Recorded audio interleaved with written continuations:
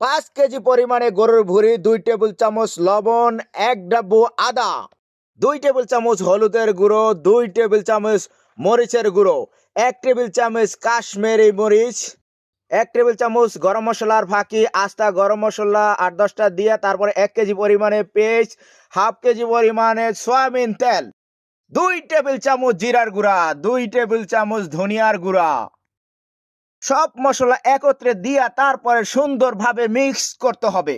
1 ঘন্টা পরিমাণে মশলা মিক্স করার পর তারপর আমি একটা পাশে কড়াইতে দিয়া সুন্দরভাবে 1 জগ পরিমাণে পানি দিয়া তারপরে সাথে আমি ঢাকনাটা দিয়ে দেব।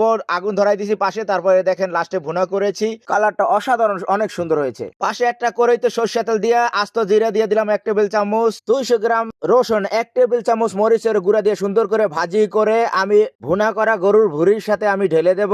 ফাঁস করে একটা বাগার দিয়া তারপরে এগুলা লাড়ে চেড়া সুন্দরভাবে আর একটু কষাবো, একবারে ভাজা ভাজা করব। গরুর ভুঁড়িটা ভাজা ভাজা করলে কিন্তু অসম্ভব অনেক মজা লাগে। আমি জিরার ফাঁকি দিয়ে দেবো, টালা জিরার গুঁড়ো দিয়ে দেবো, একটা ঘ্রাণই আসবে, আলাদা একটা ঘ্রাণ। হাসান শেফ মানে নতুন কিছু, আপনাদেরকে আমি নতুন নতুন ভিডিও দেওয়ার চেষ্টা করি। আপনারা ফলো দিয়ে আমার পাশে থাকেন এবং ভিডিওটা একটা শেয়ার দিয়ে দেন।